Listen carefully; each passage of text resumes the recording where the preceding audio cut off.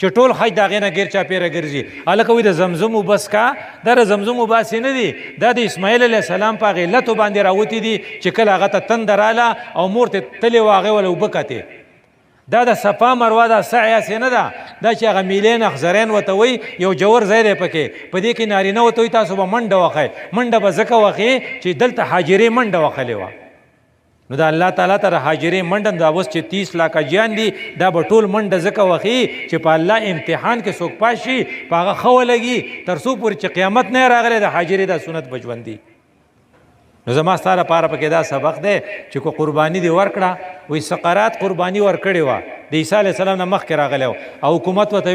وی دا خپله خبره دې پرېږده. وی نه یې پرېږدم. وی چې نه پرېږدې نو پانسي کو به دی. د پانسۍ طریقه په هغه ورځو کې د زهرو پیاله وه. وی سقرات نے زهروں کا پیالہ پیا لیکن اپنی بات پر کمپرومائز نہیں کی. نو سقرات ژوندی دی. اوس ټوله فلاسفي د سقرات د افلاطون نه غیر چاپېره ګرځي او هغه بادشاه چا چې وله پانسي ورکړی د غاړو څوک نوم نه پېژني. نو ابراهیم ژوندی دی، اسماعیل علیه السلام ژوندی دی، د هغه ذکر هر ځای دی، او نمرود او د هغه د ملګرو ذکر نشته. نو که ته ځان ژوندی پاتې کول غواړې نو بیا به د حوصلې نه کار اخلي. نو ابراهیم علیه السلام چې دغه قرباني وکړه نو هغه هلک لوی شو اسماعیل علیه السلام. نو ابراهیم علیه السلام ته خدای دا اوس اخري قرباني ده او دی زما تا چې کوم کوو نو چې په ذهن کې دا کنسپټ وي چې دا څه چل شوی نو الله پاک ابراهیم ته حکم وکړو چې خوب وینې. اوس دا خپل بچی ورسره دی. وایي ته د ابراهیم کردار وایې خو د اسماعیل دا کردار خو هم دا عجیبه دي. اسماعیل علیه السلام د 14 کالو دی، ابراهیم علیه السلام د 100 کالو دی. دی خپل بچي ته وایي ما ته خدای وایي چې دی حلال کا حلالوم دی. نو په کار نه چې اسماعیل ورته وایي چې ولې ما ګناه څه کړی. د نن ټیک ټاکر چې دی دا پرون چې ثنا یوسف ویشتې ده د چترال جینۍ وه خو ټیک ټاکره وه که نه. نو هغې ته به د خپل پلار نه ویلي چې دا چل مه کوه، هغې ته به د خپلو خلقو نه ویلي چې دا چل مه کوه دا به انجامي. نو اوس د فیصل آباد سړی ولګېده وایي ویشته وایي ظلم ورسره وشو. دې ته چا وی چې ته دا ټیک ټاکنګ کوه. نو که اسماعیل علیه السلام د نن سبا ټیک ټاکر وی جو خو تښتېدلی به وتې نو ته وتې هم نه تښتېدو. پلار ته حکم و ستا په خیال چې ابراهیم علیه السلام نه اسماعیل تښتېدی نو ده به په زور نیو. نو نیول څومره ګران کار دی، بیا په هغې چاړه راښکل څومره ګران کار دی. نو هغه بچی ورته څه وایي یا ابت افعل ما تؤمر، بابا جي چې تا ته څه اډر شوی دی هغه کوه، ستجدني ان شاء الله من الصابرین. ته به ما عمومي چې زه به صبر کوم. د دې وجې نه وایي چې اریان شم د ابراهیم ته او اریان شم د اسماعیل ته چې دومره صابره وړوکې ویلی ورته چېرې زما خو د لبې ورځې دي اوس ستا خو 100 کاله شوي نو خدای مګه که ته لاړ شې نو خو ته خو ستا خو هسې خپل وخت پوره کړی نو ما ته خو لا وخت پاتې دی.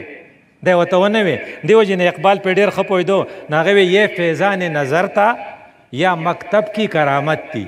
په ښه سکول کې خپله مدرسه کې چې سړی پاتې شي نو هغه ته داسې ټریننګ میلاو شي پته نه شي چې د اسماعیل په ښه سکول کې سبق ویلی یا فیضان نظر و پده باندې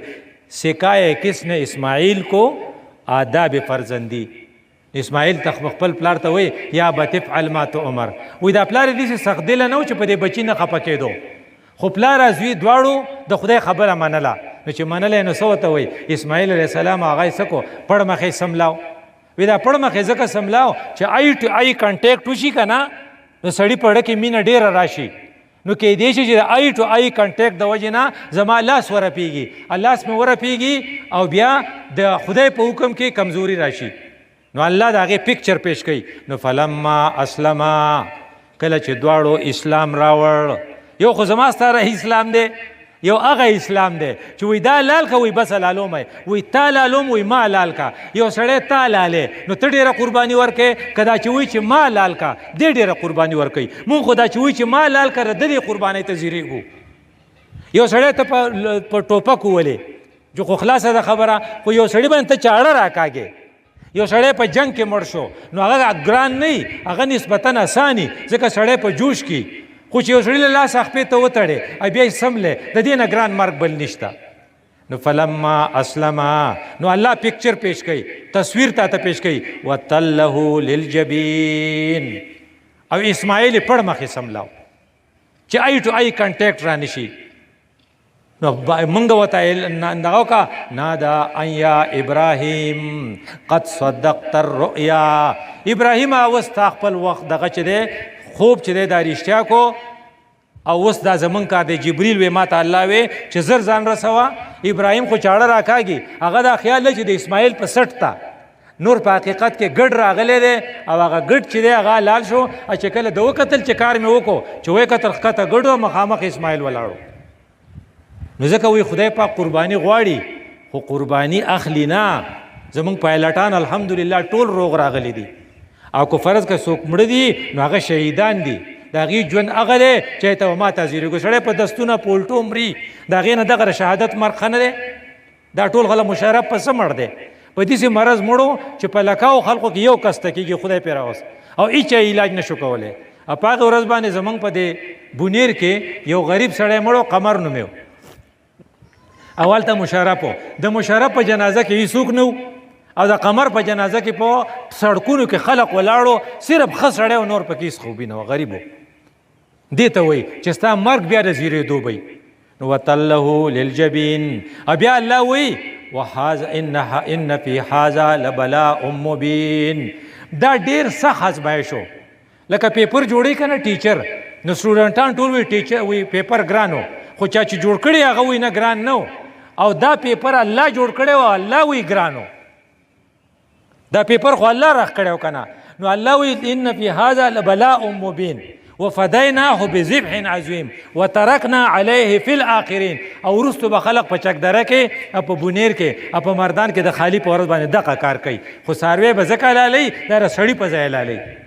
مونږ خدای پاک ته وایو چې خدای که ته وایي چې تا ځانه لال کا جو مونږ ځانه لالو خو تا وی چې ګډه لال کا نو ځکه ګډه لالو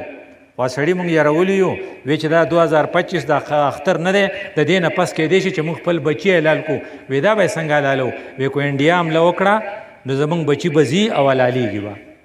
او زمونږ بچي دې ته تیار دي دا کم کسان چې په ډیت رجسټر دستخط کوي دی الادیو ته تیار دي که نه نو ستا ارمي او ستا نوجوانان دا د شهادت دپاره تیار دي که د دې اختر نه پس هغوی حمله وکړه نو دې تیار دي نو زما ستا په ذهن کې دوه کرداره چارواخي یو ابراهیم علیه السلام چې ټول ټیسټونه یې پاس کړي یو اسماعیل علیه السلام چې د فرزندۍ اداب یې کړي دا چې موږ به بله ورځ قرباني کوو دا قرباني په حقیقت کې د هغې یادګار دی په د اسماعیل علیه السلام کې څه خوبي و چې موږ یې په ځان کې راولو وی یو خو د خدای حکم ته سر ښکته کو او الله صفت کړي واذکر فی الکتاب اسماعیل انه کان صادق الوعد د اسماعیل یو خوبي دا وه چې لوز به یې پوره کاو وی لکه په باندې په اوه بدلته کې زمونږ اسمبلي وی زه به په کم وله در رسېدلی وی چېرته یو ځای ته چې ځې نو په ټایم لاړ نه شي وی کله به ځې وی د ټایم نه مخکې ځان رسوه مونږ خلکو ته وایو که نه چې په ټایم به راځئ خلکو ته که تا دا وي چې په ټایم به نه راځئ نه به وایي چې ولې وایي چې د ټایم نه به مخکې راځئ نو جومات ته چې ته مانځله ځې مازدیګر او په 4 بجې ودرېږي نو ته په 4 نه ځې ته 15 منټه کم په 4 دی چې 4 رکعته نفل ته مخکې وکړې ستا دغې پته به الو لګي نو هغه څه صادق الوعد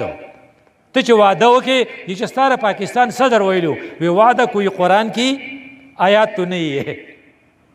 بل طرف ته د اسماعیل صفت څه دی نو که ما ته سبا نه بل ورځ د اسماعیل علیه السلام سنت ادا کوو او موږ قرباني کوو نو دا بل صفت په ځان کې پیدا کوو چې د چا سره کمپرومایز وکړو چا سره اکارډ ساین کو د چا سره دغه وکړو دستخط وکړو په هغې به کلک ولاړ یو د خپلې خبرې نه په اسانه نه ځو صادق الوعد ورپسې وکانا رسولا نبیا وکانا یأمر اهله بالصلات بله خوبي دا وه چې خپلو وړو زګو ته به یې د مانځه وینا کوله دې وجې نه که تاسو په دې خپله آبادۍ کې وګورئ نو په موږ کې به هېچا خپل واړه سارنۍ راپاسولي چې مانځه وخت دی میندې خپلو بچو ته وایي وختي وده شئ سهار به سکول ته ځئ خو یوه مور داسې نه وایي چې وختي وده شئ سهار به مانځله ځئ حالانکه که مانځله ته ځې نو خود به بیا سکول ته په ټایم لاړ شئ نو زمونږ دویم فرض دا دی چې موږ به خپلو وړو ته ورټکو د مانځه وینا به ورته کوو موږ ورته ویل که ټیوشن له تللی وې وایي او موږ ویل که هوم ورک ته کړی وایي او موږ ویل که میخې لرې ټانټې وړي وایي او وی مشین ته یې بوجې وړې وایي او خو دا ورته نه وایي چې تا مونځ کړی که نه کړی رحمان یوسف صاحب یو دوست و نو ما ته یې صفت کو د خپل زوی ما ته یې ګوره دا ځای یې څومره ښکلی پاک کو ما ورته وی مې ځای خو یې پاک کو خو د خدای سره ورانه ده وی ولې مې دی چېرته جومات ته مانځله نه ځي وی مړه وی بوز خو کورم کېږي چې ستا بیا دا رویه نه کان یامر اهله بالصلات والزکات. د اسماعیل علیه السلام بله خوبي دا وه چې به خپلو انګیندو ته د دې ښځو سره ولې ډېر شی کالی او دې ته زکات نه ورکوي. نو چې دې ته وایي چې یاره ستا سره دومره کالی دی په تا زکات دی، یا خو دا کالی خرڅ کا یا به تې زکات ورکوې. نو د زکات وینا خپلو وړو ته، خپلو زنانو ته، خپلو کشرانو ته چې ته کاروبار په ملیشا کې کې نو ته زکات ورکوې، نو بیا به ترې د وکانا